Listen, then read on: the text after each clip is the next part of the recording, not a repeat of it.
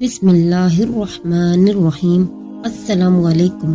شادی میں بندش ختم کرنے کا وظیفہ۔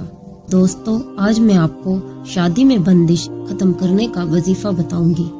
آپ میں سے ہماری جس بہن کی یا بھائی کی شادی نہ ہو رہی ہو یا رشتہ ہو کے ٹوٹ جاتا ہو یا کوئی بھی مسئلہ مسائل ہو تو اس عمل سے انشاءاللہ عز و جل آپ کی جلد اچھی جگہ پہ شادی ہو جائے گی یا کسی اچھی جگہ آپ کا رشتہ ہو جائے گا۔ تو آپ نے کرنا کیا ہے، آپ نے اول و آخر 11 مرتبہ درود ابراہیمی پڑھ لینا ہے۔ پڑھنے کے بعد آپ نے 313 مرتبہ یا ستار العیوبی مسبب الاسباب ایاک نعبد و ایاک نستعین سلام قولا من رب الرحیم، یہ کلمات آپ نے پڑھ لینے ہیں۔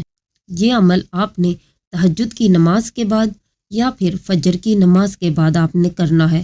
انشاءاللہ 40 دن کے اندر آپ کی شادی کی ساری رکاوٹیں دور ہو جائیں گی اور آپ کو اچھا رشتہ ملے گا۔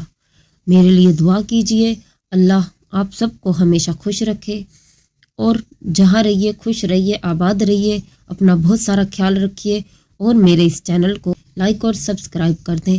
اللہ آپ سب کو ہمیشہ خوش رکھے، اپنے حفظ و امان میں رکھے، اپنا بہت سارا خیال رکھے گا۔ اللہ حافظ، جزاک اللہ۔